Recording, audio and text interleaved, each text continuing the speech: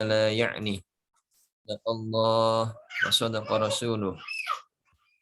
Alhamdulillah, alhamdulillah, alhamdulillah. Alhamdulillah, pada pagi hari di awal tahun ini yang penuh berkah, kita dapat berkumpul kembali pada kajian rutin kita setiap pekannya di hari Ahad dan hari Jumat sore bergantian. Untuk hari Ahad kita kajian kitab Lubabul Hadis bersama Al-Ustadz Dr. Zainul Zuhdi LCMHI. Alhamdulillah pada pagi hari ini kajian ini terselenggara berkat kerjasama dari Departemen Mikrobiologi Klinik, Departemen Patologi Klinik, Departemen Patologi Anatomi, dan Departemen Radiologi Rumah Sakit Umum Daerah Dr. Sutomo, Fakultas Kedokteran Universitas Airlangga. Kita mulai kajian pagi hari ini dengan membaca Ummul Quran, Suratul Fatihah. Al-Fatihah. Bismillahirrahmanirrahim. Alhamdulillahirabbil alamin. Arrahmanir rahim. Maliki yaumiddin. Iyyaka na'budu wa iyyaka nasta'in. Ihdinas siratal mustaqim. Siratal ladzina an'amta 'alaihim ghairil maghdubi 'alaihim waladdallin. Waghfirli wa liwalidayya walil mu'minin amin. Alhamdulillah, pada pagi hari ini kita akan membahas pada bab yang ke-8, yaitu keutamaan sholat berjamaah. Waktu dan pertemuan Zoom kami serahkan kepada Ustadz Dr. Zainul Zuhdi LCMHI. Monggo Ustadz, tafadhol. A'udzubillahi minasyaitonirrajim. Bismillahirrahmanirrahim. Assalamualaikum warahmatullahi wabarakatuh. Assalamualaikum. Alhamdulillah wa syukurillah wa la haula wa la quwata illa billah. Wassalatu wassalamu ala Rasulillah Muhammad ibn Abdillah. Alhamdulillah, segala puji kita limpahkan kepada Allah Subhanahu wa taala. Kita bersyukur karena di awal tahun baru tahun 2023 ini kita bisa memulainya di pagi hari dengan mengaji. Ini adalah berkah dari Allah Subhanahu wa taala. Mudah-mudahan ini menjadi alamat baik untuk kita semuanya agar melangkah lebih baik ke depannya. Shalawat dan salam mudah-mudahan selalu terlimpah curahkan kepada junjungan kita Gusti Rasul Muhammad Shallallahu Alaihi Wasallam, seorang hamba Allah yang sangat dicintai oleh Allah Subhanahu wa taala. Bahkan syarat seseorang ketika hendak atau ingin dicintai oleh Allah, ya harus mengikuti Rasulullah Muhammad Shallallahu Alaihi Wasallam. Termasuk kita belajar hadis-hadisnya ini dalam rangka untuk mengikuti Rasulullah Muhammad Shallallahu Alaihi Wasallam. Bahkan andai kita mau, ya bukan andai, ya harusnya dan harus kita mau memegang Al-Quran sama hadis, lan tadillu ma in tamassaktum bihi. Kamu tidak akan tersesat selama-lamanya. Apa itu? Harus berpatok, berpijak pada Al-Quran sama hadis. Mudah-mudahan kita semuanya diberi syafaat oleh Rasulullah Muhammad SAW. Amin Allahumma amin. Sekarang kita akan mengaji kitab Lubabul Hadis bab yang ke-9. Sebelumnya mohon maaf, saya share dulu ya.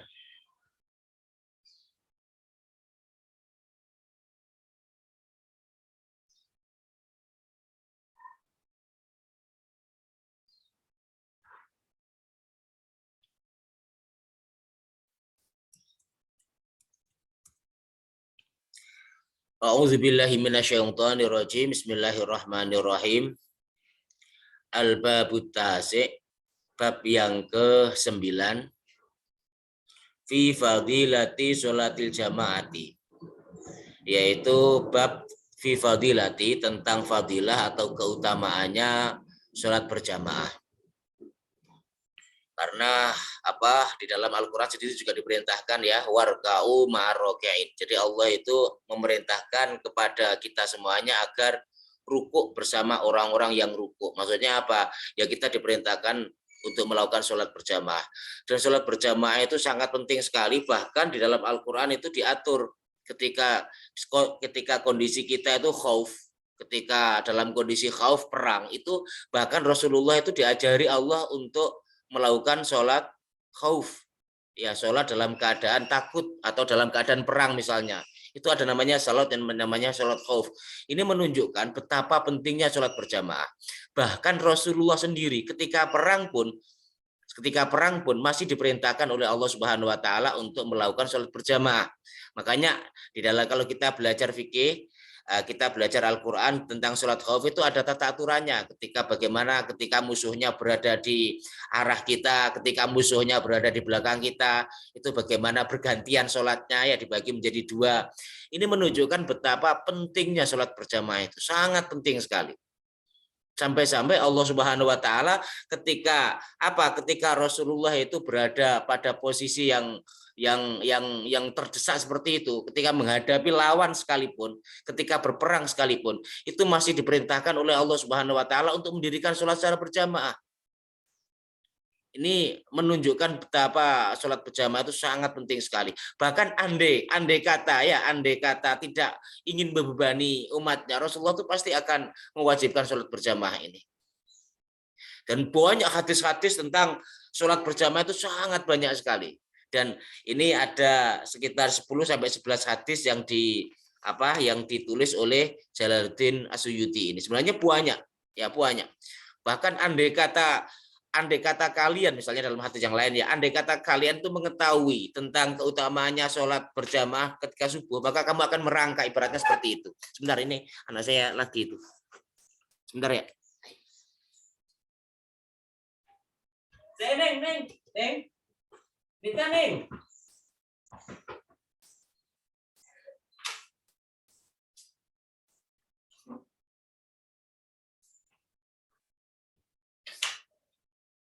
Mohon maaf ya, ini ada anak lagi masuk. Saya teruskan lagi. Ini menunjukkan betapa pentingnya sholat berjamaah. Anda mengetahui pahalanya sholat jamaah, khususnya jamaah subuh, maka kalian akan merangkak, ibaratnya seperti itu. Dalam hadis yang lain Rasulullah itu. Ini sangat penting berjamaah itu. Bismillahirrahmanirrahim. Fi fadilati sholatil jamaah, tentang keutamaannya sholat berjamaah. Hadis yang pertama, An Abi Hurairah, hadis yang diriwayatkan oleh Abu Hurairah radhiyallahu anhu, mudah-mudahan Allah memberi ridho kepada Abu Hurairah. Qala, beliau bersabda, Ausoni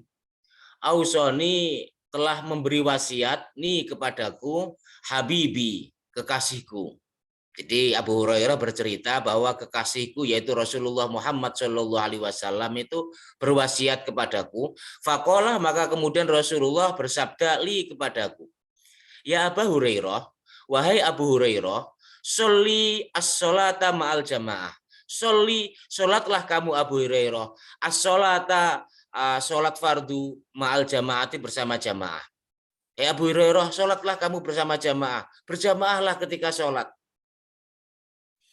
Walau kunta jalisan, meskipun kamu itu dalam keadaan duduk. Maksudnya apa? Sakit. Meskipun kamu sakit, sholatlah berjamaah. Kalau nggak bisa dengan berdiri, dengan duduk, misalnya bawa kursi. Makanya kalau kita ke Arab, misalnya ke Mesir, di masjid itu disediakan kursi di masjid itu. Jadi banyak berderet kursi-kursi, tetapi kursi lipat itu. Jadi siapa yang mau sholat berjamaah yang tidak bisa dengan berdiri itu bisa menggunakan kursi yang sudah disediakan masjid itu. Tapi kalau di Indonesia saya belum pernah ya menyaksikan ada masjid yang menyediakan kursi itu. Tapi kalau di Mesir itu disediakan kursi itu. Hampir semua masjid seperti itu. Jadi ada kursinya yang disandarkan ya, bukan selendenkan ya, disandarkan di tembok itu. Itu untuk memberi fasilitas kepada orang-orang yang tidak bisa sholat dengan berdiri. Kalau di Arab tuh hampir seperti itu. Jadi yang sepuh-sepuh itu bawa teken itu masih sholat itu, masih ke masjid itu. Kemudian sholatnya dengan duduk. Ya, dengan duduk. Begitu juga dengan di Masjid Nabawi juga seperti itu. Jadi ini menunjukkan betapa pentingnya, sampai-sampai ketika sakit pun sahabat Abu Hurairah masih diperintahkan oleh Allah Subhanahu wa taala untuk sholat jamaah. Ya Abu Hurairah, sholli as-sholata ma'al jamaah walau kunta jalisan. Meskipun kamu itu duduk, sholatlah berjamaah. Ibaratnya seperti itu. Meskipun kamu sakit, sholatlah berjamaah. Fa innallaha, Karena sesungguhnya Allah Subhanahu wa taala yu'tika akan memberikan kepadamu bikulli sholatin, setiap sholat ma'al jamaati, bersama jamaah itu, sawaba pahala khamsin wa isyrina, 25 sholatan, ya sholat fi ghairil jamaah, sholatan dibanding dengan sholat fi ghairil jamaah, tanpa melalui jamaah. Jadi perbandingannya sangat besar sekali, yaitu 25 derajat. Di dalam hadis yang lain itu 27 derajat. Ini menunjukkan betapa sholat jamaah itu fadoliyahnya luar biasa besarnya. Ibaratnya seperti itu ya. Jadi karena apa? Karena sholat dengan berjamaah, Allah Subhanahu wa taala akan memberikan kepada kita pahala 25 derajat dibanding dengan sholat sendirian. Tapi di sini 25 derajat ini adalah sebuah ilustrasi betapa jauhnya perbedaan pahalanya orang yang berjamaah dengan orang yang tidak berjamaah itu. Makanya eman-eman kalau kita itu misalnya sholat kok bisa berjamaah tapi tidak dilakukan secara berjamaah. Kecuali kalau tidak bisa ya, mungkin karena ketinggalan atau mungkin karena ada suatu hal sehingga kita meninggalkan sholat jamaah. Bahkan ini Rasulullah ini ngendikannya seperti itu kepada Abu Hurairah. Bahkan kondisi sakit sekalipun, ya kondisi sakit sekalipun, Rasulullah masih memerintahkan kepada Abu Hurairah untuk melaksanakan sholat berjamaah. Ya, berarti apa? Berarti ya dikiaskan dengan ketika sakit, berarti dikiaskan sesibuk apapun, ibaratnya seperti itu. Sesibuk apapun jangan meninggalkan sholat berjamaah, sesibuk apapun. Kalau bisa break dulu, kemudian melakukan sholat jamaah kalau bisa ya, kalau bisa. Ini menunjukkan sangat penting sekali sholat jamaah itu. Jadi dalam hadis ini disebutkan apa? Disebutkan bahwa sholat jamaah itu lebih baik daripada sholat sendirian bi khamsin wa isyrina darajatan, yaitu dengan 25 pahala tadi itu dibanding dengan sholat sendirian. Ini hadis yang pertama, hadis yang diriwayatkan oleh Abu Hurairah. Jadi beliau itu diwasiati Rasul seperti itu selama hidup tuh. Pokoknya ojo ninggalin jamaah. Meskipun kamu melakukannya dengan duduk, jangan sampai meninggalkan jamaah ya Abu Hurairah. Meskipun kamu itu dalam keadaan duduk, meskipun dalam keadaan apapun, ibaratnya seperti itu, jangan meninggalkan. Ya, tunaikan sholat dengan berjamaah. Sebab apa? Pahalanya berjamaah itu jauh lebih besar dibanding dengan pahalanya sholat sendirian. Dan pahala nanti akan ditampakkan di akhirat nanti, akan diberi di akhirat nanti. Di dunia mungkin nggak terasa, tapi di akhirat nanti orang akan merasakan. Makanya andai kata orang-orang yang tidak mau ya, misalnya ya, yang tidak mau atau yang tidak suka dengan berjamaah atau tidak mau berjamaah itu, nanti akan menyesal di akhirat nanti. Kenapa waktu di dunia dulu kok sholatku tidak berjamaah? Ya, kenapa? Nanti akan menyesal itu. Sebab apa? Ketika kita meninggal dunia, ketika kita di akhirat nanti akan diberikan semua pahala kita. Amal-amal kita semuanya akan diberi balasan oleh Allah Subhanahu wa taala. Salat sendirian ya dikasih balasan oleh Allah. Salat jamaah ya dikasih balasan oleh Allah. Cuman bedanya bagi orang yang salat berjamaah, balasannya jauh lebih besar dibanding dengan salat sendirian. Nanti akan ditampakkan oleh Allah Subhanahu wa taala. Nanti akan diberikan oleh Allah Subhanahu wa taala di akhirat nanti. Mungkin di dunia enggak terasa, tapi di akhirat nanti akan merasakan. Kemudian selain itu sebenarnya bukan hanya di akhirat saja ya, di dunia kita sudah merasakan. Ketika kita sholat jamaah itu nikmat, ya nikmat sekali ketika kita sholat jamaah itu. Kalau sholat sendirian kadang-kadang pengen cepet-cepet ya, Allahu Akbar pengen cepet-cepet, mari kemudian juga kadang-kadang kita bacanya juga kurang khusyuk karena karena kita sendirian tadi itu merasa semakin cepat ya semakin baik, kadang-kadang seperti itu. Tapi kalau jamaah kan kita harus mengikuti imam, ketika imamnya lambat ya kita harus lambat. Maka apa? Maka kekhusyuan akan bisa dibangun dengan melakukan sholat jamaah tadi itu. Jadi bukan hanya kalau saya sendiri merasakan ya bukan hanya pahala di dunia di akhirat saja ya, bahkan di dunia sudah merasakan ketika sholat jamaah itu mendapatkan kenikmatan lebih daripada sholat sendirian itu. Makanya kita berusaha untuk melakukan sholat jamaah. Kemudian hadis yang kedua, waqala sallallahu alaihi wasallam, waqala dan bersabda sallallahu alaihi wasallam Rasulullah Muhammad sallallahu alaihi wasallam, fadlu sholatil jamaati, keutamaannya sholat jamaah ala sholatir rajuli atas sholatnya seseorang wahdahu yang sendirian, iku khamsun wa isyruna darajatan. Khamsun wa isyruna 25 apane derajatan derajatnya. Jadi dibanding dengan sholat sendirian, maka pahalanya sholat berjamaah itu lebih baik 25 derajat. Wa fadlu sholati tatawwu'i, dan keutamaannya sholat tatawwu, sholat sunnah fil baiti yang dilakukan di rumah, ala fi'liha, yaitu atas melaksanakan sholat sunnah itu fil masjid, di masjid.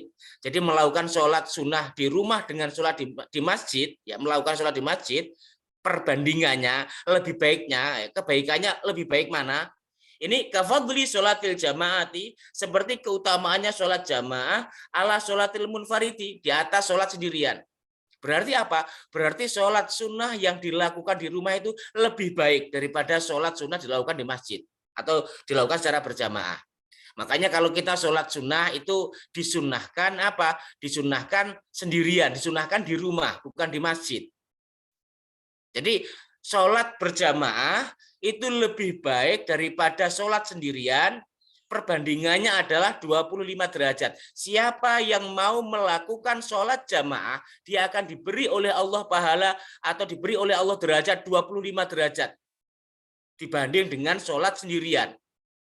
Kemudian Rasulullah juga melanjutkan, sholat sunnah yang dilakukan di rumah, fil baiti di rumah, itu kafadli sholatil jamaah. Itu seperti keutamaannya sholat berjamaah dibanding dengan sholat sendirian. Berarti apa? Kalau sholat sunnah itu lebih baik dilakukan di rumah. Berarti kalau dikiaskan dengan sholat jamaah dengan sholat sendirian, berarti perbandingannya adalah 25 derajat. Makanya kalau kita terbiasa dengan sholat jamaah, itu lebih baik sholat qobliyahnya dilakukan di rumah. Kemudian baru kita berangkat ke masjid, kemudian kita melakukan sholat ba'diyahnya di rumah juga. Itu lebih baik. Berarti kalau memahami hadis ini ya, memahami hadis ini. Jadi memahami hadis ini berarti seperti itu. Karena apa? Karena fadilahnya sholat sunnah yang dilakukan di rumah itu kafadli sholatil jamaati alal munfaridi. Jadi lebih baik daripada sholat sendirian dibanding dengan sholat jamaah tadi, itu lebih baik daripada sholat sendirian. Makanya kalau sholat sunnah itu lebih baik dilakukan di rumah, kecuali mustasnayat. Ada hukum mustasnayat. Kalau kita belajar hukum itu ada namanya hukum mustasnayat, hukum perkecualian.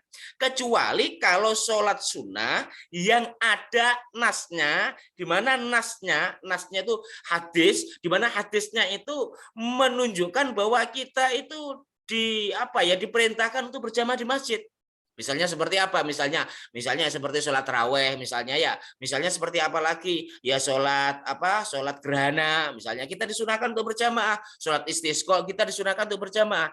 Sepanjang tidak ada dalil yang menunjukkan bahwa sholat di rumah itu, sholat jamaah ketika sholat sunnah itu lebih baik, maka kembali kepada hukum asalnya. Apa hukum asalnya? Sholat sunnah yang dilakukan di rumah itu lebih baik daripada sholat sunnah yang dilakukan di masjid. Ya, sepanjang tidak ada dalil itu, maka hukum asal ini berlaku.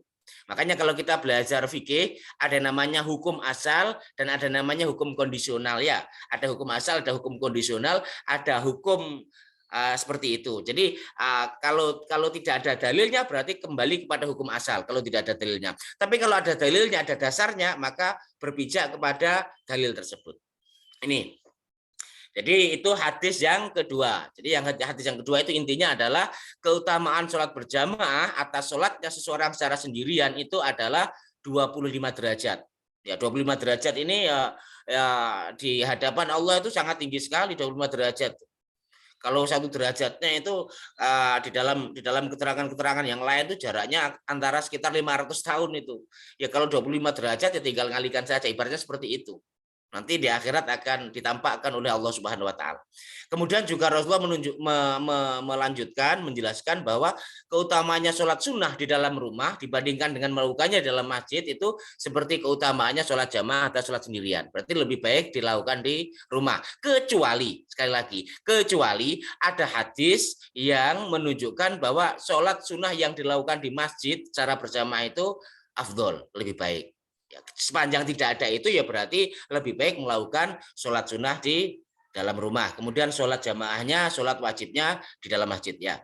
Atau mungkin ya kecuali kalau sholat sunnah di rumah ini ya kita akan ketinggalan ya nggak apa-apa lah sholat di masjid lagi ya.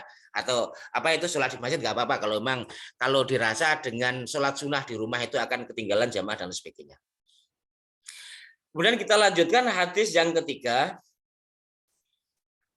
Waqala sallallahu alaihi wasallam, waqala dan bersabda sallallahu alaihi wasallam Rasulullah Muhammad sallallahu alaihi wasallam, sholatul jamaati, sholat secara berjamaah, tafdhalu sholatal fadhi, lebih baik, lebih utama dibandingkan dengan sholat sendirian, bisab'in wa isyrina darajatan. Bisab'in wa isyrina dengan selisih 27 derajat. Dan ini yang masyhur. Hadis ini masyhur, hadis ini terkenal di semua kalangan. Bahkan sejak kecil kita sudah mendengar ya. Jadi luwih becik, luwih apik 27 derajat. Ya 27 derajat ini sudah sering kita dengar hadis ini yang ada lagunya juga dan sebagainya. Jadi ini hadis ini diriwayatkan oleh sahabat Umar. Ini menunjukkan betapa sholat jamaah itu afdhol, lebih utama daripada sholat sendirian. Dibanding dengan sholat sendirian itu keutamaannya itu bisa bin wa isyrina darajatan, yaitu 27 derajat. 27 derajat ini hitungannya indallah, di sisi Allah Subhanahu wa taala, bukan indannas, bukan di sisi manusia. Kalau di sisi Allah ya hitungannya ya lebih besar dibanding dengan apa yang kita bayangkan. Ya, apa yang kita bayangkan ya otomatis di hadapan Allah itu lebih besar dan sebagainya. Kemudian hadis yang keempat, waqala sallallahu alaihi wasallam, dan Rasulullah Muhammad sallallahu alaihi wasallam bersabda, afdhalus sholawati, sebaik-baik sholat 5 waktu, sebaik-baik sholat indallah, di sisi Allah adalah sholatus subhi, sholat subuh.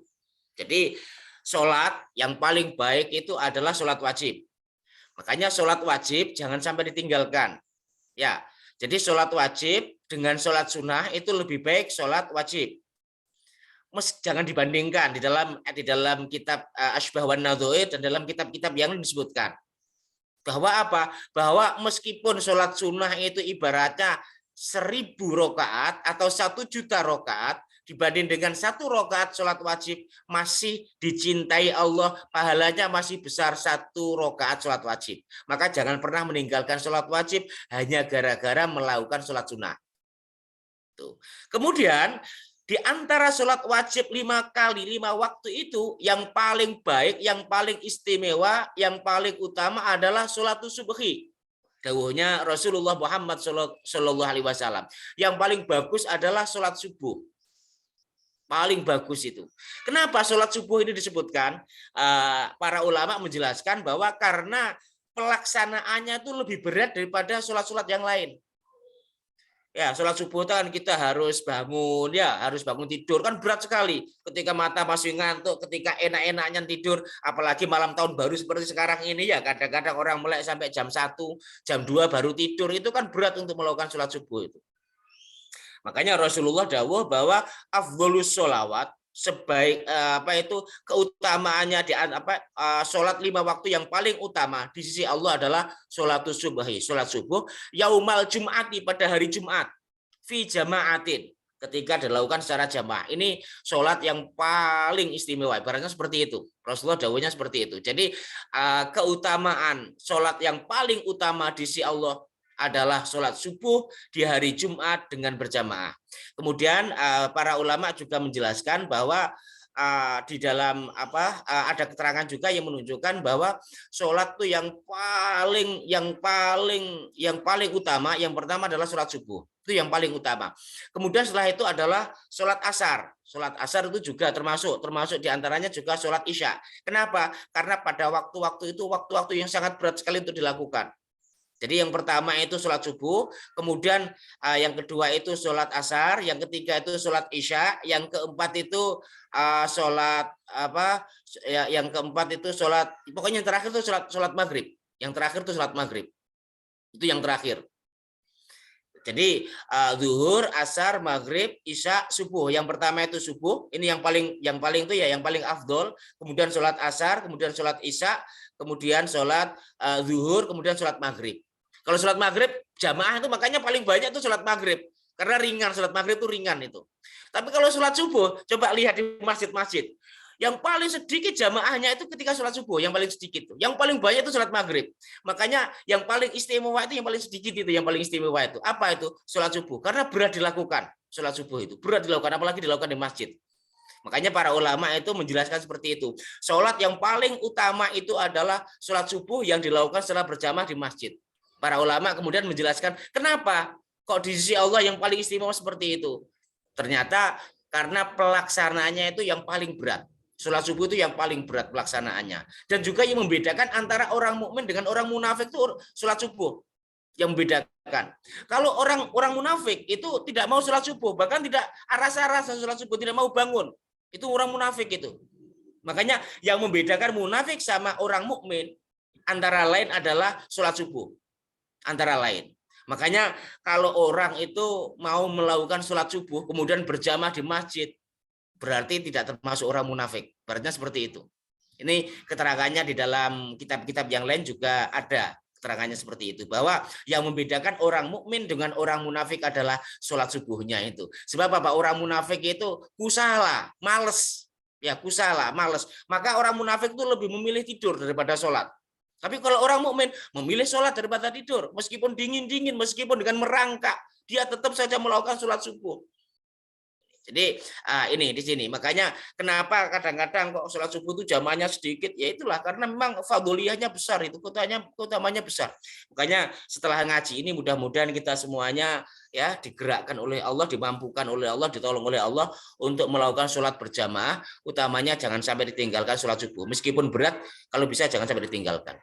Nah, di sini disebutkan afdholus sholawati indallahi ta'ala. Ya, jadi sholat 5 waktu yang paling utama, sholat yang paling utama di sisi Allah adalah sholatus subhi, sholat subuh, yaumal jum'ati yang dilakukan pada hari Jumat. Kenapa dilakukan pada hari Jumat? Karena yaumul Jumat itu sayyidul ayyam. Hari Jumat itu adalah sayyidul ayyam. Sayyidnya ayam, ibaratnya kepalanya hari. Ibaratnya sayyidul ayyam itu seperti itu. Pokoknya hari itu hari Jumat. Kalau Rasulullah itu sayyidul anbiya. Ya, Rasulullah itu pimpinannya para nabi. Lah hari Jumat itu pimpinannya hari-hari yang lain. Berarti seperti itu. Wa syahrul Ramadan sayyidul syahr. Dan bulan Ramadan adalah sayyidus syahr. Jadi kepalanya bulan itu bulan Ramadan. Jadi ada afdol-afdolnya.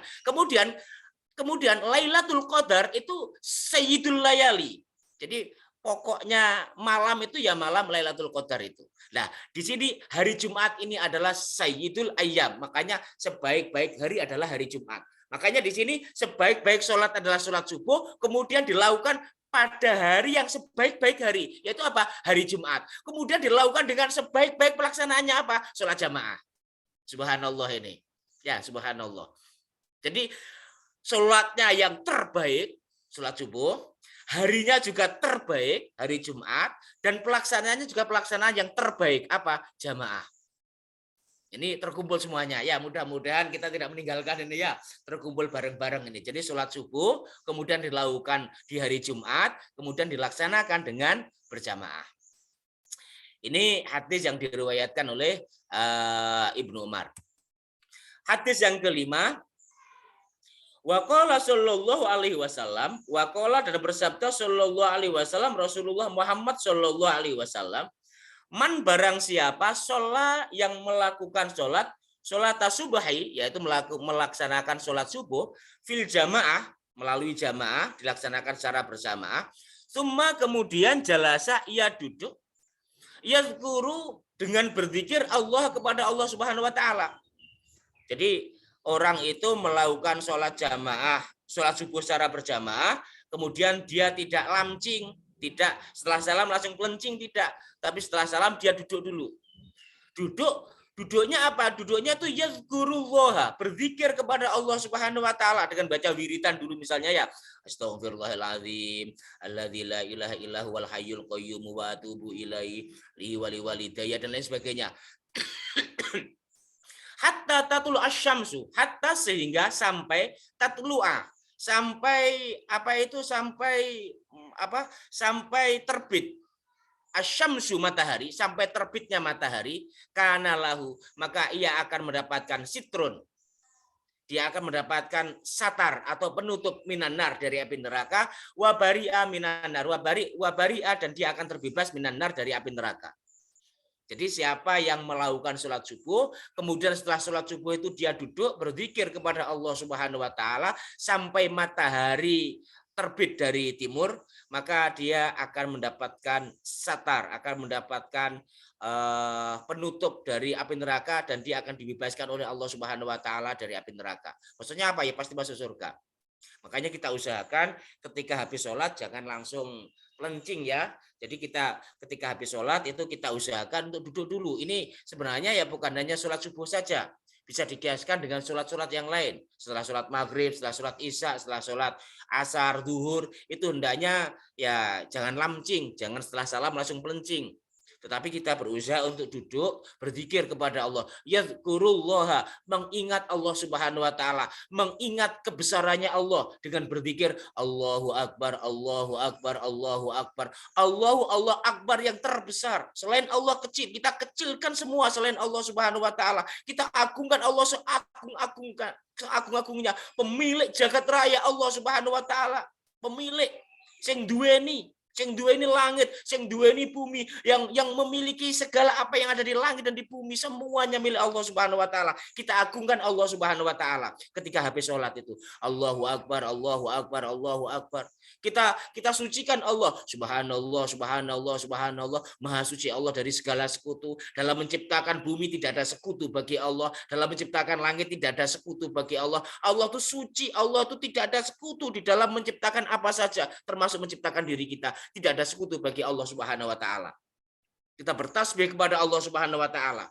Ya, makanya ketika habis sholat jangan langsung, kita berusaha untuk tidak langsung pergi, tetapi kita baca tasbih 33 kali, takbir 33 kali, tahmid 33 kali. Jangan sampai ditinggalkan kalau bisa. Jadi diusahakan Allahu Akbar, Allahu Akbar. Kita agungkan Allah Subhanahu wa taala. Subhanallah, subhanallah, subhanallah. Kita sucikan Allah Subhanahu wa taala sesuci-sucinya, setinggi-tingginya. Kemudian kita puji Allah seluhur-luhurnya. Alhamdulillah, alhamdulillah. Segala puji milik Allah, yang terpuji hanya Allah, yang terpuji hanya Allah, yang layak untuk dipuja, yang layak untuk dipuji hanya Allah Subhanahu wa taala. Yang menciptakan hidup ini, yang memberi karunia kepada kita, yang memberi umur kepada kita, yang menghendaki kita ada di dunia ini. Kita ada karena dikehendaki oleh Allah ada. Dari ibu, dari bapak yang kita tidak bisa memilih, dipilihkan oleh Allah Subhanahu wa taala. Makanya kita bersyukur kepada Allah Subhanahu wa taala. Kita bisa sholat, kita bersyukur kepada Allah Subhanahu wa taala dengan baca alhamdulillah, alhamdulillah, alhamdulillah. Itu namanya tsumma jalasa yadhkurullah. Kemudian dia itu duduk, tidak langsung pergi tapi duduk, yadhkurullah, menyebut Allah Subhanahu wa taala. Baik itu menyebut dengan lisannya, ya, kemudian apa? Menyebut dengan hatinya, menyebut dengan pikirannya. Bahkan zikir kita meskipun tidak masuk ke dalam hati dengan mulut saja, itu lebih baik daripada kita berzikir kepada Allah Subhanahu wa taala. Makanya kita usahakan setelah sholat kita berzikir kepada Allah, bisa dengan tasbih, bisa dengan tahmid, bisa dengan membaca ayat-ayat Al-Qur'an, bisa dengan membaca Al-Qur'an dan lain sebagainya. Pokoknya bagaimana kita usahakan bagaimana agar setelah selesai sholat itu kita berzikir kepada Allah Subhanahu wa taala. Kita berzikir kepada Allah Subhanahu wa taala. Ini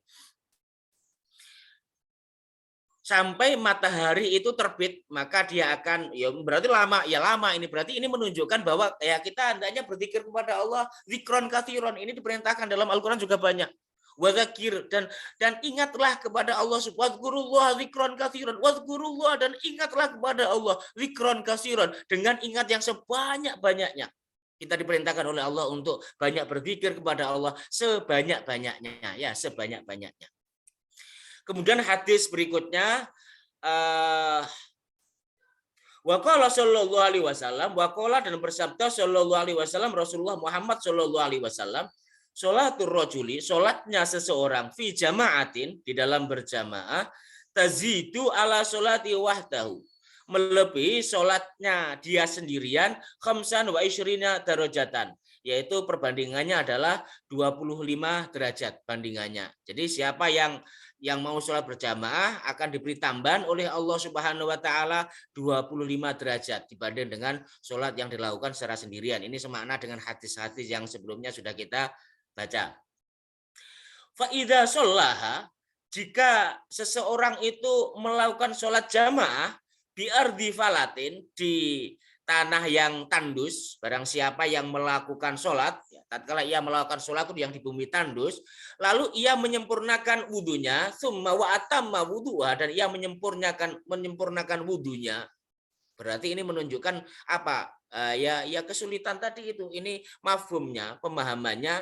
Kalau kita memahami sesuatu, ya secara tersiratnya itu berarti segala sesuatu kalau dilakukan dalam menjalankan perintahnya Gusti Allah, kalau dilakukan kok rintangannya itu besar, halangannya itu besar, kok berat, itu pahalanya berat. Makanya di dalam kaidah fikih disebutkan an-ni'matu biqadri nukmati. Nikmat itu sesuai dengan kadar kesulitan. Nikmat di akhirat nanti, nikmatnya mendapatkan pahala besar itu sesuai dengan kadar kesulitan. Semakin sulit itu semakin nikmat, semakin pahalanya besar. Semakin sulit, semakin pahalanya besar. Seperti sholat di tanah yang tandus, di tanah yang gersang, tidak ada air sama sekali. Kemudian kita kok melakukan sholat misalnya dengan menyempurnakan wudhu. Ibaratnya seperti itu, karena kita bisa melakukan. Syaratnya tidak membahayakan loh ya. Kecuali kalau airnya itu bisa membahayakan nyawa dia. Misalnya airnya untuk minum itu baru tidak boleh. Tapi kalau sekiranya dia menyembuhkan wudhunya, kemudian airnya itu masih cukup dipakai untuk minum, ya, itu berarti apa? Berarti dia akan mendapatkan kebaikan yang melimpah ruah dari Allah Subhanahu wa taala. Fa atamma wudu'aha, dan dia menyempurnakan wudhunya, wa ruku'aha, dan rukuknya juga disempurnakan. Ya karena panas ya, rukuk di tanah yang tandus ya, misalnya panas.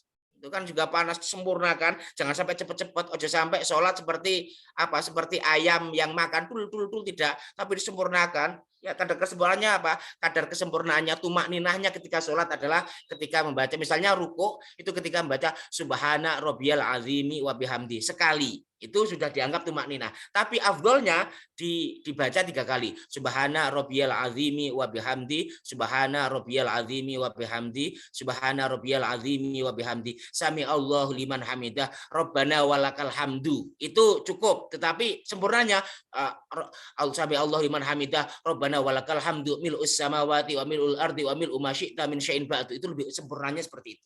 Lebih sempurnanya. Tetapi ketika sami Allah liman hamidah, rabbana walakal hamdu sudah cukup. Asalkan kita tidak sholat yang seperti ayam yang matuk, yang apa, yang makannya jangan sampai sholat yang cowot Allah akbar seperti sholat tarawih yang dilakukan yang viral itu ya. Ya kalau bisa jangan sampai. Kalau bisa kita nggak melakukan seperti itu. Kita sholat secara tumak ninah, itu diperintahkan oleh Rasulullah. Bahkan pahalanya besar sekali. Kalau mau sabar melakukan sholat tarawih misalnya, tidak tidak, tetapi dengan tumak ninah, kalau mau sabar pahalanya besar. Nanti di akhirat akan dilihat oleh Allah, diperlihatkan oleh Allah, akan diberikan oleh Allah. Nanti di akhirat orang yang sholat tarawih dengan yang copot itu nanti akan menyesal di akhirat nanti. Kenapa dulu kok melakukan sholat tarawih tidak secara khusyuk, tidak secara tumak ninah? Nanti akan menyesal di akhirat nanti. Apalagi yang tidak mau tarawih, ya lebih menyesal lagi itu.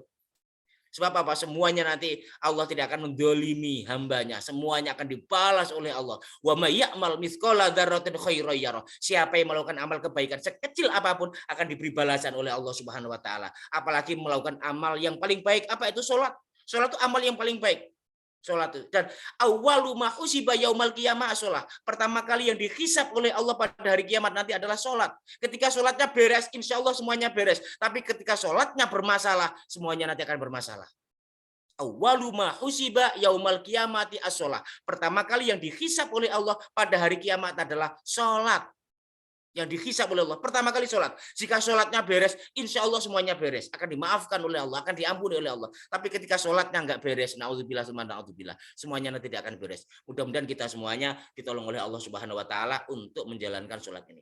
Wa sujudah, dan juga sujudnya. Balagot sholatu khamsina darajah, di mana balagot sampai sholatnya sampailah sholatnya itu sebanyak 50 derajat. Ini bandingannya ya ketika dilakukan sholat yang sesulit seperti itu sampai 50 derajat. Ini menunjukkan betapa orang itu ketika melakukan sholat dengan banyak rintangan, banyak halangan, tetapi dia masih tumak ninah saja. Ya, masih tumak nina. Meskipun halangannya berat tapi dia masih jamaah saja. Itu akan diberi derajat oleh Allah Subhanahu wa taala yang tinggi nanti di hadapan Allah Subhanahu wa taala. Kemudian hadis berikutnya, hadis yang ketujuh, waqala sallallahu alaihi wasallam, waqala dan bersabda sallallahu alaihi wasallam Rasulullah Muhammad sallallahu alaihi wasallam, man adroka al jamaah, siapa yang melaksanakan sholat jamaah, adroka itu mengetahui, maksudnya ya ikut, maksudnya adalah ikut, menyempatkan, ikut bergabung sholat jamaah arba'ina yauman, 40 hari, kataballah, kataba maka akan mewajibkan, akan mencatat lahu Allah lahu kepadanya baro'atan minanar, termasuk orang-orang yang terbebas dari api neraka, wa baro'atan minan nifak, orang yang terbebas dari kemunafikan. Amin Allahumma amin. Jadi orang yang mau sholat jamaah 40 hari, ya 40 hari sholat jamaah, 40 hari, Allah akan mencatat dia termasuk orang-orang mukmin, orang-orang yang bukan orang munafik. Makanya banyak cerita-ceritanya ya, banyak cerita-cerita itu. Ada seorang santri itu yang senangannya maksiat, kemudian oleh kiainya disuruh sholat jamaah itu 40 hari. Kemudian setelah sholat 40 hari itu diangkat oleh Allah jadi kekasihnya dalam ceritanya itu ya. Dalam riwayat itu jadi walinya. Gara-gara apa? Sholat 40 hari terus berjamaah di soft yang terdepan itu. Itu ada cerita seperti itu. Ini menunjukkan apa? Menunjukkan bahwa sholat jamaah itu Masya Allah. Ya, makanya siapa yang mau melakukan sholat jamaah 40 hari tanpa pot, ya 40 hari terus, 40 hari dilakukan terus, maka dia akan terbebas dari sifat munafik. Ya, munafik. Apa sih munafik itu? Ngomong iman tapi hati keropos. Itu namanya orang munafik itu. Ngomongnya takut kepada Allah tapi hatinya tidak takut kepada Allah. Ngomongannya itu takut neraka tapi tidak takut neraka. Jadi apa yang diucapkan beda dengan apa yang dalam hati, itu orang munafik. Nauzubillah tsumma nauzubillah. Idza wa'ada akhlafa wa idza tumina khana wa idza hadatsa kadzaba. Jika ngomong banyak bohongnya, senengane bojo ai. Ya, kalau diberi amanat khianat, diberi amanat apa saja khianat, mengkhianati amanat yang diembankan kepadanya. Jika berjanji tidak pernah ditepati. Obatnya apa? Obatnya ya ini, sholat jamaah 40 hari. Obatnya. Sholat jamaah 40 hari. Makanya kalau kita misalnya merasa diri kita munafik, ayo kita obati diri kita. Kita obati dengan apa? Sholat jamaah 40 hari. Kita obati penyakit kemunafikan dalam diri kita. Sholat jamaah 40 hari di masjid. Amin Allahumma amin. Mudah-mudahan kita semuanya sekali lagi dirahmati oleh Allah Subhanahu wa taala. Hadis yang ke-8. Waqala sallallahu alaihi wasallam, waqala dan bersabda sallallahu alaihi wasallam Rasulullah Muhammad sallallahu alaihi wasallam, man barang siapa sholat yang melakukan sholat al-bardaini, sholat bardaini, maksudnya bardaini di sini adalah sholat subuh dan sholat asar yang tadi saya sebutkan. Ini sholat yang paling berat ini Mas Agung dilakukan nih, sholat subuh sama sholat asar. Makanya pahalanya paling besar nih. Yang pertama itu sholat subuh, yang kedua sholat asar. Karena berat sholat asar itu berat itu. Dikala coba apa ya, buka cara wong kerja kau mesel kabeh, mulih kok kerja, bayangkan tuh mulih kok kerja macet meneh nang Surabaya, misalnya ya, mau macet mulih dan lain sebagainya. Kok mau melakukan sholat jamaah? Sholat jamaahnya pada waktu asar berjamaah ini. Masya Allah ini. Karena berat ini. Apa? Dijamin oleh Allah, dijamin oleh Rasulullah, dakhalal jannah bighairi hisab. Masuk surga tanpa hisab, seperti pejuangnya Allah Subhanahu wa taala, seperti seorang mujahid, seorang yang berperang di jalan Allah Subhanahu wa taala. Sebab apa? Rintangannya besar itu. Sulit sekali, berat sekali melakukan sholat asar berjamaah itu karena tadi itu rintangannya berat dan lain sebagainya. Makanya di sini disebutkan seperti ini. Ini oleh ulama dijelaskan ya karena beratnya itu. Sampai-sampai saking beratnya itu Allah memberi apa? Memberi bonus ibaratnya seperti itu ya. Nanti masuk surga tanpa hisab. Tapi ini setelah diteliti memang belum ditemukan ya riwayatnya dari mana. Kemudian hadis yang ke-9, waqala sallallahu alaihi wasallam, waqala dan bersabda sallallahu alaihi wasallam, man barang siapa syahida yang menyaksikan, maksudnya menyaksikan di sini adalah menghadiri. Siapa yang menyaksikan atau yang menghadiri sholat al-jamaah atau sholat jamaah, kataba maka Allah akan menulis lahu untuknya zahiban wa rojian, PP pulang perginya itu asyro hasanatin, 10 kebaikan. Ya, 10 kebaikan. Jadi pulangnya dicatat oleh Allah 10 kebaikan, perginya juga 10 kebaikan ketika kita menuju ke masjid itu. Wa maha, dan Allah akan menghapus anhu darinya asyra sayyiatin, 10 kejelekan.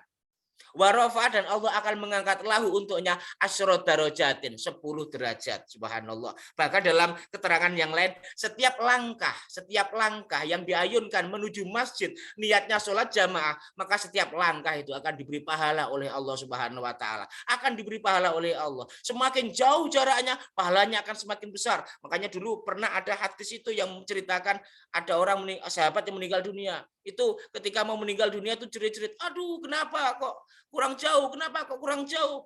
Kemudian ditanyakan oleh Rasul, ya Rasul, suami saya itu ketika meninggal salah satunya mengatakan begini, ya Rasul, aduh kenapa kok kurang jauh? Itu kenapa ya Rasul? Kemudian Rasulullah menjawab, suamimu ketika sakaratul maut ditunjukkan oleh Allah Subhanahu wa taala, pahalanya dia itu sholat jamaah. Jadi rumahnya dia dengan Masjid Nabawi itu jauh sekali, perjalanan jauh sekali. Ya, menempuhnya itu jauh sekali. Kemudian ditunjukkan oleh Allah, ini pahalamu. Sehingga apa? Ketika tahu pahalanya sholat yang jauh tadi itu, dikasih pahala oleh Allah, tunjukkan, ini pahalanya. Nanti rumahmu seperti ini di surga gara-gara sholatmu itu. Apa katanya dia ketika sakaratul maut? Aduh, kenapa tidak lebih jauh lagi? Kenapa tidak lebih jauh lagi? Nanti kita juga kan seperti itu ya semuanya nanti. Yang baik-baik juga akan menyesal. Aduh, kenapa kok masjidnya nggak kurang jauh dari rumah saya? Kenapa kok cuma dekat saja? Ada kata jauh, betapa besar pahalanya. Nanti akan seperti itu. Ini menunjukkan bahwa apa? Bahwa setiap langkah kita akan diberi pahala oleh Allah ketika menunaikan sholat jamaah. Kemudian dosa-dosa kita, maksiat kita, durhaka kita, kesalahan-kesalahan kita, maha anu akan dihapus oleh Allah Subhanahu wa taala. Gara-gara apa? Kita melaksanakan sholat jamaah, kita berjalan zahiban wa rojian, zahiban berangkat menuju masjid, niatnya tidak lain untuk sholat jamaah, kemudian pulang dari masjid, niatnya tidak lain dari sholat jamaah, akan diberi kebaikan-kebaikan yang melimpah ruah oleh Allah Subhanahu wa taala, dan akan diangkat derajatnya oleh Allah Subhanahu wa taala 10 derajat. Subhanallah. Mudah-mudahan kita semuanya termasuk orang-orang yang suka melakukan sholat jamaah. Hadis yang terakhir. Wa qala sallallahu alaihi wasallam, dan Rasulullah Muhammad sallallahu alaihi wasallam bersabda, la sholata li jaril masjidi illa fil masjidi. La sholata, tidak ada sholat. Maksudnya di sini tidak sempurna. Tidak sempurna sholat seseorang itu lijaril masjid, bagi penduduk, bagi orang yang bertetangga dengan masjid. Ya, misalnya seperti saya itu tetangganya masjid, ya depannya rumahnya Ustadz ini masjid misalnya. Ini kok nggak mau sholat jamaah, ya tidak mau sholat jamaah kecuali kalau ada uzur, ya tidak mau sholat jamaah. Illa, ya tidak sempurna sholatnya itu, illa fil masjid, kecuali dalam masjid, tidak sempurna. Berarti apa? Ya kalau mau sempurna ya harus sholat di masjid. Karena dekat, ya karena dekat. Bahkan jauh saja itu. Pernah suatu ketika tuh kalau nggak salah Ummu Maktum, orang yang buta itu, suatu ketika izin kepada Rasulullah, ya Rasul, saya tak sholat sendirian di rumah saja, saya nggak usah ke masjid. Padahal orang buta itu, dan rumahnya agak jauh dari Masjid Nabawi. Izin kepada Rasulullah untuk meninggalkan sholat jamaah di masjid. Kemudian dijawab oleh Rasulullah, ya Ummu Maktum, wahai Ummi Maktum, ketika Bilal itu mengumandangkan azan, kamu masih mendengar enggak? Telingamu masih mendengar enggak? Mendengar ya Rasul. Ya kalau begitu tetaplah ke masjid. Maksudnya apa? Tidak diizinkan. Ummi Maktum mau sholat sendirian di rumah tidak diizinkan oleh Rasulullah. Tetap berangkat ke masjid. Tidak diizinkan. Kalau sepanjang telingamu masih mendengar azan, berangkat ke masjid. Ibaratnya seperti itu, ya. Apalagi zaman sekarang, ya, nggak ada speaker, ya. Berarti kita semuanya akan mendengarkan azan. Berarti apa? Ya kita hendaknya ke masjid. Kalau mengikuti Rasulullah Muhammad SAW, dan pahalanya tadi itu ya luar biasa. Nih. Kemudian ini sebenarnya masih ada hadis terakhir yang ke-11, Mas Agung. Nggak tahu ini saya baca apa enggak. Tadi saya lupa tidak nulis di sini. Saya bacakan saja ya. Hadis yang ke-11, sholatul jamaah. Sholat jamaah itu rahmatun, sebagai rahmat. Sholat jamaah itu rahmat. Kalau kita ingin dirahmati Allah, sholatlah berjamaah. Rahmatun. Al-jam sholatul jamaati rahmatun. Sholat berjamaah itu rahmat. Wahya khairun minat dunya wa mafia. Dan sholat jamaah itu khairun, lebih baik. Minat dunia, daripada dunia, wa mafia, dan apa saja yang di dunia. Lebih baik sholat jamaah itu daripada jabatan, daripada uang yang melimpah ruah, daripada emas, daripada mobil yang bagus. Ya, khairun minat dunia, khairun lebih baik minat dunia daripada dunia, wa mafia, dan apa saja yang ada dunia. Sholat jamaah itu lebih baik. Nanti kita akan mengetahui ketika kita sudah meninggal dunia, ketika kita di akhirat nanti kita akan mengetahui betul. Kita akan mengetahui betul. Ya, kita akan mengetahui betul. Wal jama'atu, dan jamaah itu rahmatun, rahmat. Wal furqatu, dan furqah. Furqah itu melepaskan diri dari jamaah. Mufaroqah itu berarti orang yang melepaskan diri dari berjamaah itu. Azabun azab. Nauzubillah summa nauzubillah. Mudah-mudahan kita tidak diazab oleh Allah. Apa itu? Yaitu memisahkan diri dari jamaah. Ya, memisahkan diri dari jamaah.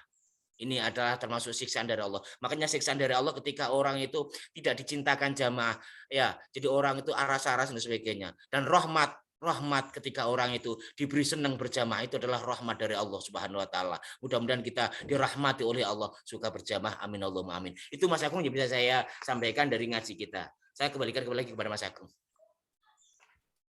Jazakallah khair Ustadz Zainuddin atas pemaparan dalam bab 8 ini.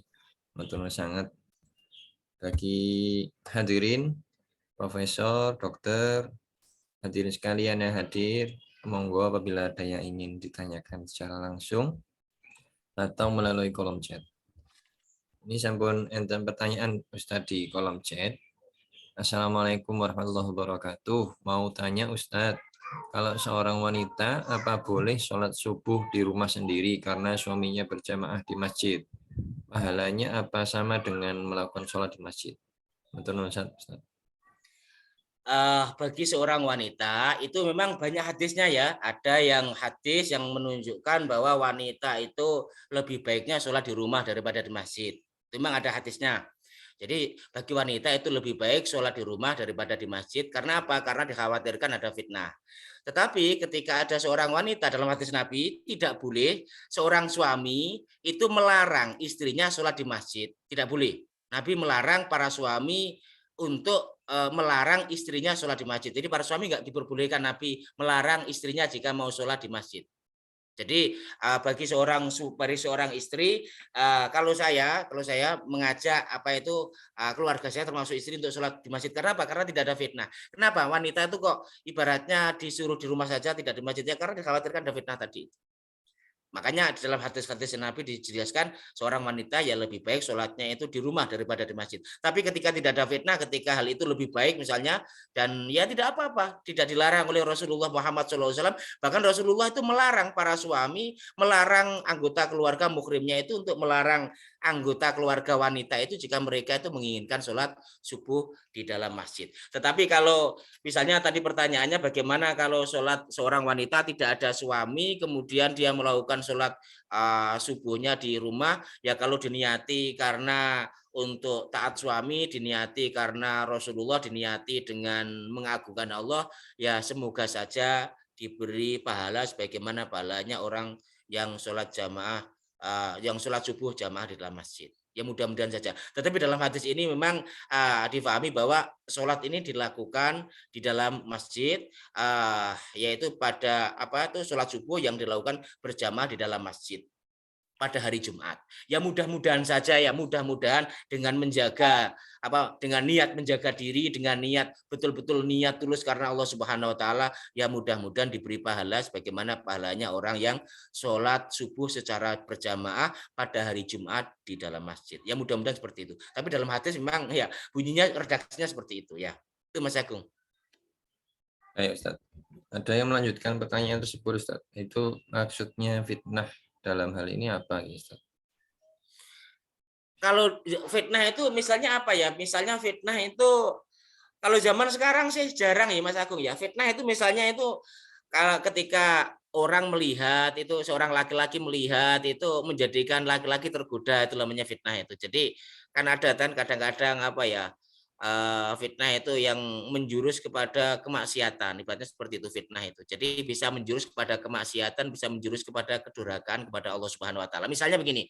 Misalnya fitnah itu wanita ketika sholat di masjid itu niatnya ingin dilihat orang. Misalnya ya, ketika dia berdandan dilihat orang seneng. Nah, itu namanya fitnah itu. Misalnya dilihat cantik, misalnya dia cantik ya jadi pusat perhatian sehingga ketika dia sholat di masjid itu jadi pusat perhatiannya orang-orang, itu namanya fitnah itu seperti itu. Karena fitnah adalah sesuatu yang bisa menggoda manusia itu sendiri. Ya termasuk fitnah dari sisi itu fisik ya.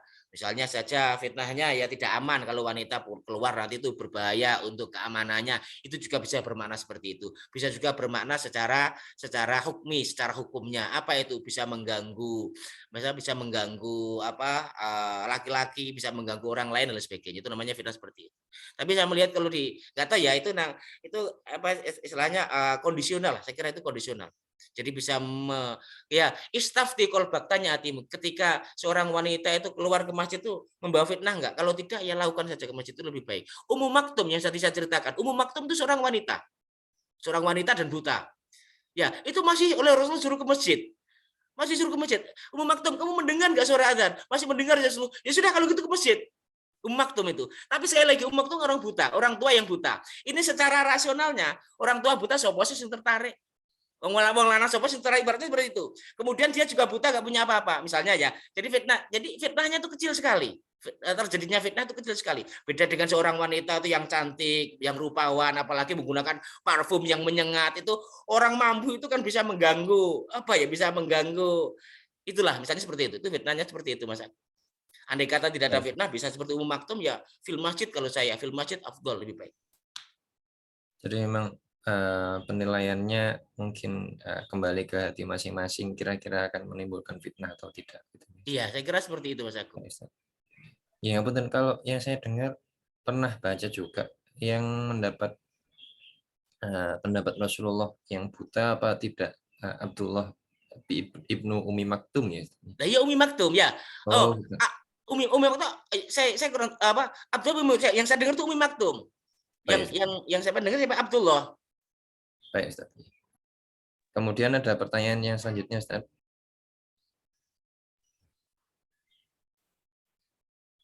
Assalamualaikum Pak Ustadz, kalau jaga IGD rame, jangankan untuk sholat berjamaah di masjid, sholat di rumah sakit saja sering telat atau dijamak. Mohon solusi Pak Ustadz. Kadang-kadang yang operasi juga begitu, kadang operasi untuk bedah jantung, operasi otak itu kan berjam-jam, Ustadz. Itu kadang juga harus melewati waktu sholat yang misalkan dia mulai operasi jam 11 siang, selesainya jam 4 sore, itu kan jelas tidak bisa sholat untuk zuhurnya. Ya, Pak. Di dalam kaidah disebutkan ya al-hajatu tanzilu manzilatad darurah. Hajah atau kebutuhan itu menempati seperti dalam keadaan darurat, dalam keadaan terpaksa. Misalnya butuh dia harus mengurusi pasien, dia harus operasi dan lain sebagainya, maka posisinya dia adalah sebagai orang yang dalam keadaan terpaksa. Kalau dalam keadaan terpaksa ini boleh meninggalkan, tidak apa-apa Mas Agung. Jadi sholat jamak itu dibolehkan ketika ada hajat yang tidak bisa ditunda. Dari dasarnya itu al-hajatu tanzilu manzilatal darurah. Hajat kebutuhan itu menempati peringkat darurat.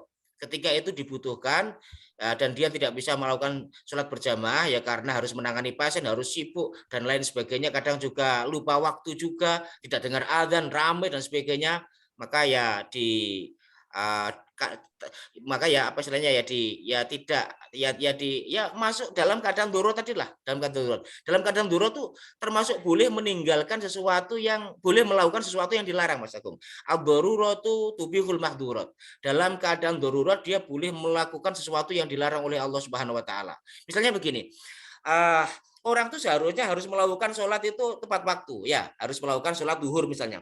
Tapi karena terpaksa dia tidak bisa melakukan sholat duhur, maka boleh dijamak, misalnya seperti itu ya, atau boleh dikosor karena dia terpaksa. Kalau dia terpaksa, maka pahalanya ya sama seperti orang yang melakukan sholat yang azimah tadi itu, yang sholat yang biasa tadi itu. Makanya diniati saja, pokoknya niat sholat jamaah dan kita tradisikan sholat berjamaah. Ketika kita kok dalam kondisi di rumah sakit ya kondisinya seperti itu ya bagaimana lagi? Ya, nanti dia akan dicatat oleh Allah termasuk orang-orang sholat berjamaah ketika dia itu memang suka berjamaah dan niatnya memang sholat berjamaah, tapi bagaimana lagi loh keadaannya seperti itu. Sajane pengen sedekah tapi piye meneh wong ora iso duwe ibaratnya seperti itu. Sebenarnya pengen sekali mau sholat jamaah tapi bagaimana lagi keadaannya seperti itu. Pokoknya diniati saja sholat jamaah. Dulu tuh pernah ada seorang Yazid Ma'an sama Yazid. Suatu ketika Ma'an tuh pengen apa? Pengen sedekah siri. Sedekah yang tidak ditampakkan. Kemudian diberikan di sampingnya orang yang sholat, orang miskin yang sholat. Kemudian diambil oleh Yazid, anaknya tadi itu diambil. Ya, kemudian marah-marah Ma'an itu ketika sampai rumah dikasihkan sama Yazid anaknya. Bah, ini loh Pak, Bapak apa duitnya sampean ceblok, apa carry di masjid. Dimarahi. Yazid, kamu tuh bagaimana? Wong itu saya niatin untuk saya kasihkan fakir miskin untuk kamu kembalikan ke saya, marah-marah. Ditanyakan kepada Rasulullah. Apa jawabannya Rasulullah? Ya Ma'an, laka manawaita. Ma'an, kamu mendapatkan apa yang kamu niati. Apa itu? Tetap kamu dapat pahalanya sedekah. Yazid, laka ma'akhota. Yazid, kamu mendapatkan apa yang kamu ambil apa? Uang. Kamu dapat uang Yazid karena kamu mengambil uang. Ma'an, kamu mendapatkan kamu niati. Apa itu sodako? Meskipun sodako itu tidak sampai kepada fakir miskin tersebut, tapi pahalanya sampai kepada Ma'an. Jadi al-umuru bima qasidiya. Segala sesuatu tergantung kepada maksudnya. Pokoknya apa? Pokoknya kita niat sholat jamaah. Kok karena kondisi di rumah sakit seperti itu, ya sudah kita memaksa kita tidak sholat jamaah. Tapi kita usahakan tetap sholat jamaah. Misalnya saja jamaah sama dokter kan bisa nanti di waktu senggang dan lain sebagainya. Itu Mas Agung. Mudah-mudahan dengan niat itu diberi pahalanya sholat jamaah. Baik, Ustaz Matunun. Pertanyaan yang selanjutnya sepertinya agak berhubungan juga dengan yang tadi. Ini ada pertanyaan, sholat jamaah di rumah bersama keluarga karena ketinggalan waktu di masjid, misal ketiduran, tertidur. Apa masih dapat pahala 25 derajat? Iya. Di hadis yang pertama tadi kan disebutkan ya, tidak hanya di masjid saja, pokoknya sholat jamaah lah, sholatul jamaah ya. Jadi di sini disebutkan, ini juga ada ya. Jadi fadlu sholatil jamaati ala sholatil rojili wahdahu khamsun wa isyruna darajah. Di sini tidak disebutkan masjid. Berarti apa? Berarti mutlak lah. Jadi ketika sholat jamaah itu pokoknya jamaah. Pokoknya jamaah, entah itu di masjid ataukah di rumah ataukah di musola ataukah di rumah sakit, pokoknya jamaah. Tapi memang tidak seperti di masjid, banyak seperti itu. Kalau kita buat aulawiyah, prioritas, kalau kita buat hierarki ibaratnya, yang teratas itu masjid, ya, yang teratas itulah masjid tempatnya orang sujud kepada Allah. Kemudian di bawahnya bisa dilakukan sholat jamaah di musola, ya bisa, sholat di jamaah di rumah, ya bisa, misalnya dengan anggota keluarga yang ditanyakan tadi. Saya sering Mas Agung kalau ketinggalan jamaah itu sholat dengan anak sama istri saya di musola rumah sini ya. Jadi di musola juga punya satu kamar digunakan untuk musola. Ya kalau kita ketinggalan jamaah ya kita bisa jamaah dengan anak kita sebisa mungkin. Pokoknya kita melakukan sholat jamaah. Ini juga termasuk dalam kategori sholat jamaah. Jadi sholat jamaah tidak harus dilakukan di masjid, bisa dilakukan di mana saja. Termasuk di rumah, termasuk di musola, termasuk di rumah sakit. Intinya adalah sholat berjamaah. Ya termasuk di alun-alun, apa di stasiun mungkin, apa di terminal mungkin saja. Tapi yang tidak sekali lagi tidak seperti sholat jamaah yang dilakukan fil masjidi, di masjid. Mas Agung. Ustaz Matunun sangat. Mungkin bila tidak ada lagi yang ingin ditanyakan, kita akhiri dengan berdoa. Mohon dibimbing untuk berdoa, Ustaz. A'udzubillahi minasyaitonirrajim. Bismillahirrahmanirrahim. Allahumma sholli ala sayyidina Muhammad walhamdulillahirabbil alamin. Allahumma anfa'na bima 'allamtana wa 'allimna ma yanfa'una wa zidna ilma. Allahumma anfa'na bima 'allamtana wa 'allimna ma yanfa'una wa zidna ilma. Allahumma anfa'na bima 'allamtana wa 'allimna ma yanfa'una wa zidna ilma. Rabbana la tuzigh qulubana ba'da idh hadaitana wa hab lana min ladunka rahmah innaka antal wahhab. Rabbana atina fid dunya hasanah wa fil akhirati hasanah wa qina adzabannar. Wa sallallahu ala sayyidina Muhammad walhamdulillahi rabbil alamin. Assalamualaikum warahmatullahi wabarakatuh. Terima sangat Ustaz atas kajian pagi ini. Kita akhiri dengan bacaan hamdalah, alhamdulillah, istighfar, astagfirullah, dan doa kafarat majelis. Bismillahirrahmanirrahim. Subhanakallahumma wa bihamdika asyhadu an la ilaha illa anta astaghfiruka wa atubu ilaik. Insyaallah akan kita lanjutkan kajian hari Jumat pekan depan, melanjutkan Sirah Nabawiyah bersama Ustadz Dr. Faisal Mahdi hari Jumat sore. Untuk selanjutnya hari Ahad seperti ini lagi, hari Ahad pagi. Jadi insya Allah kajian kita akan dirutinkan setiap pekannya Monggo bila ingin bergabung di grup WhatsApp untuk mendapatkan informasi selanjutnya. Demikian, terima kasih dan mohon maaf. Ihdinas syiratal mustaqim. Assalamualaikum warahmatullahi wabarakatuh.